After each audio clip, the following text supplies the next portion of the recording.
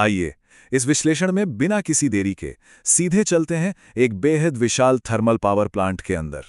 हम यहां इसकी उस छिपी हुई हैरत अंगेज इंजीनियरिंग का खुलासा करने वाले हैं, जहां आग, पानी और चुंबक का एक बिल्कुल परफेक्ट तालमेल होता है।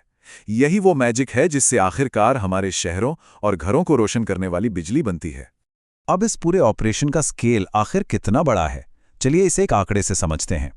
1.5 यानी 1.5 मिलियन टन। जी हाँ, ये कोयले का एक विशाल 40 दिन का रिजर्व स्टॉक होता है। और पता है ये किस लिए है? सिर्फ इसलिए ताकि 3 से 4 किलोमीटर में फैली ये मैसिव फैसिलिटी लगातार जिंदा रह सके। जरा सोचिए, अगर कोयले का ये पहाड़ किसी वजह से खत्म हो जाए तो प्लांट तुरंत बंद पड़ जाएगा और पूरे शहर की बत्ती गुल। तो इस विशाल पावर प्लांट के ब्लूप्रिंट को हम 6 मुख्य हिस्सों में बांट सकते हैं। पहला, the massive power plant empire. दूसरा, कोयले का सफर यानी ट्रेन से फर्नेस तक। तीसरा, पानी से बनने वाली सुपर पावरफुल भाप। चौथा, टर्बाइन और जनरेटर का जादू। पांचवां, वाटर साइकिल और कूलिंग टावर। और आखिर में छठवां, इन तीनों साइकिल्स का आपस में अमेजिंग कोऑर्डिनेशन। चलिए शुरू करते हैं हमारे पहले भाग से, the massive power plant empire. जब आकार की बात आती है तो इन प्लांट्स की विशालता वाकई किसी को भी हैरान कर सकती है। एक नॉर्मल प्लांट लगभग 3 से 4 किलोमीटर के दायरे में फैला होता है। इसमें लगातार फ्यूल लाने के लिए अपने खुद के ट्रेन रेल यार्ड्स होते हैं और कन्वेयर बेल्ट्स का एक बहुत ही कॉम्प्लेक्स नेटवर्क बिछा होता है। लेकिन यहाँ सबसे चौंकाने वाली बात क्या है? वो ये कि इस पूरी जगह का लगभग 50% हिस्सा, ध्यान दीजिएगा, आधी जगह सिर्फ और सिर्फ कोयले को उतारने, रखने और आगे भेजने के काम में ही इस्तेमाल हो जाती है। अब आते हैं दूसरे भाग पर, कोल्स जर्नी यानी कोयले का सफर ट्रेन से फर्नेस तक। इस साइकिल की शुरुआत में ना कोयले को ऐसे ही सीधे भट्टी में नहीं डाल दिया जाता। सबसे पहले ट्रेन के डब्बों को पूरी तरह पलटकर कोयला अनलोड किया जाता है। फिर ये कन्वेयर बेल्ट से आगे बढ़ता है, जहां क्रशर मशीन इन कड़े पत्थरों को छोटे टुकड़ों में तोड़ देती है। लेकिन असली जादू होता है पल्वराइजर, या जिसे बोल मिल भी कहते हैं। उसमें ये इन पत्थरों को पीसकर बिल्कुल बारीक बना देता है। कितना बारीक? बिल्कुल किसी फेस पाउडर की तरह। और ऐसा इसलिए करते हैं क्योंकि जब इस फाइन पाउडर को फर्नेस यानी भट्टी में उड़ाया जाए तो वह बिना किसी रुकावट के पूरी तरह जले और एकदम बेहतरीन आग पैदा करे। अब यहाँ एक बहुत ही दिलचस्प माइक्रो मिस्ट्री सामने आती है। कोयला जलने के बाद आखिर उसकी राख का क्या होता है? चलिए दोनों तरह की राख का फर्क समझते हैं। एक तरफ होती है बॉटम ऐश।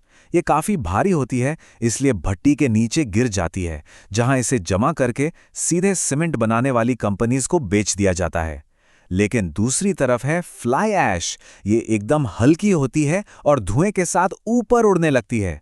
सोचकर देखिए, अगर ये उड़ती हुई काली राख चिमनी से बाहर निकल जाए तो आसपास का पूरा पर्यावरण बुरी तरह से प्रदूषित हो जाएगा। तो इस खतरनाक उड़ती हुई राख को हवा में घुलने से रोकने के लिए एक बेहद ज़रूरी शील्ड का इस्तेमाल होता है। इसे इलेक्ट्रोस्टैटिक प्रेसिपिटेटर या ESP कहते हैं। ये डिवाइस वाकई कमाल का है। ये नेगेटिव इलेक्ट्रिकल चार्ज का इस्तेमाल करता है और धुएं के चिमनी से बाहर निकलने से पहले ही उन माइक्रोस्कोपिक फ्लाई ऐश पार्टिकल्स को चुंबक की तरह अपनी तरफ खींचकर चिपका लेता है।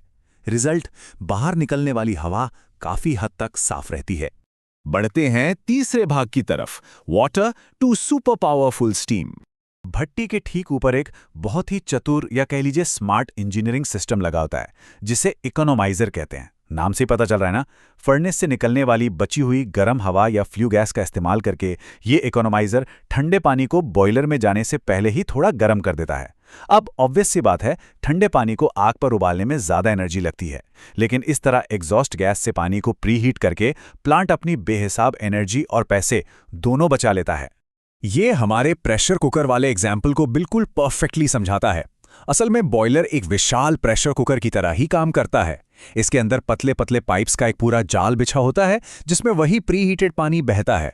भट्टी की जबरदस्त आग इन पाइप्स को बाहर से गर्म करती है और अंदर का पानी लगभग 1000 डिग्री सेल्सियस के तापमान पर एक बेहद दबाव वाली शक्तिशाली सुपर हीटेड स्टीम में बदल जाता है। अब आते हैं चौथे भाग पर, magic of turbine and generator. ये सुपर हीटेड स्टीम जब आगे बढ़ती है तो टर्बिन की ब्लेड्स पर बेहद तेजी से टकराती है और इसका दबाव पता है कितना होता है? एक ब्लेड पर लगभग 250 किलो का फोर्स, यानी बिल्कुल वैसा ही जैसे टर्बिन की एक अकेली ब्लेड पर 4 बड़े वयस्क आदमियों का वजन एक साथ डाल दिया गया हो। इस भयंकर टक्कर की वजह से ही टर्बिन अपनी जगह पर बहुत तेजी से घूमने लगता है। अब टर्बाइन तो घूमने लगा, पर इससे जनरेटर कैसे काम करता है? इसे समझने के लिए हमें फैराडेज लॉ याद करना होगा। सीधे शब्दों में कहें तो जब बड़े चुंबकों के बीच में किसी कॉपर कॉइल को तेजी से घुमाया जाता है तो उस मैग्नेटिक फील्ड के कट होने से मैकेनिकल एनर्जी सीधे इलेक्ट्रिसिटी में बदल जाती है, और यही जनरेटर के अंदर का असली जादू है। और क्या हम अंदाजा लगा सकते हैं कि ऑल्टरनेटर के अंदर का यह घूमना आखिर कितना तेज होता है? यहां स्पीड की इंटेंसिटी देखिए, 3000 आरपीएम, यानी जनरेटर के अंदर का भारी रोटर अपनी रुकी हुई बॉडी के अंदर 1 मिनट में 3000 बार घूम रहा होता है।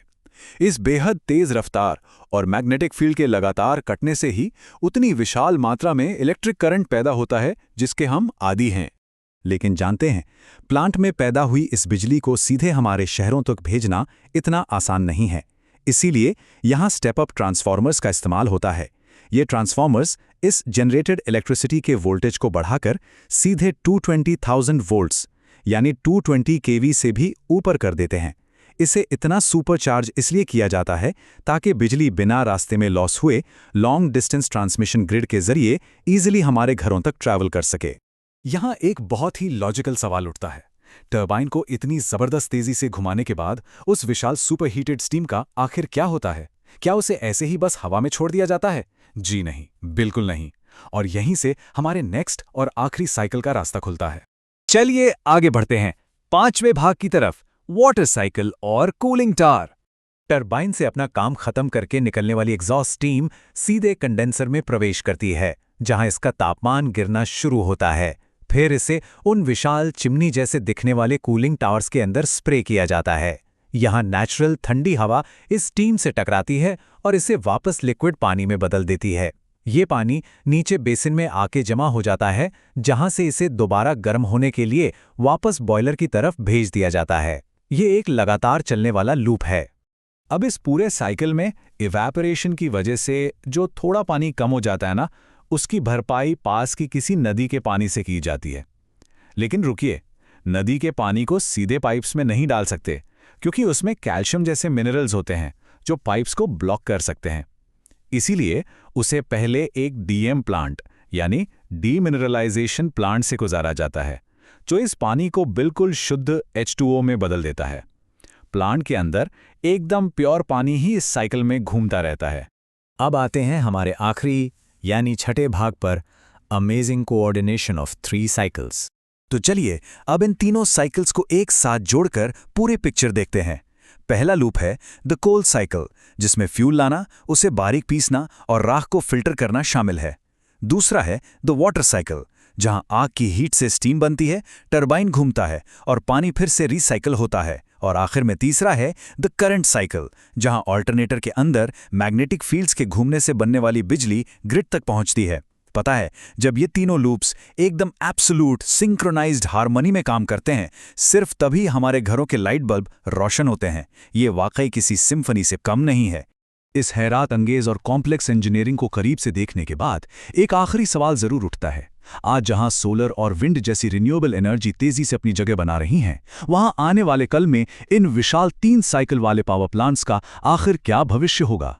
क्या ये बहीमत्स नई तकनीक के साथ खुद को ढाल पाएंगे, या इनका समय अब पूरा हो रहा है? ये वाकई सोचने पर मजबूर करने वाली बात है। इस विश्लेषण के जरिए एनर्जी की इस कॉम्प्लेक्स दुनिया का सफर यहां तय करने के लिए बहुत बहुत धन्यवाद।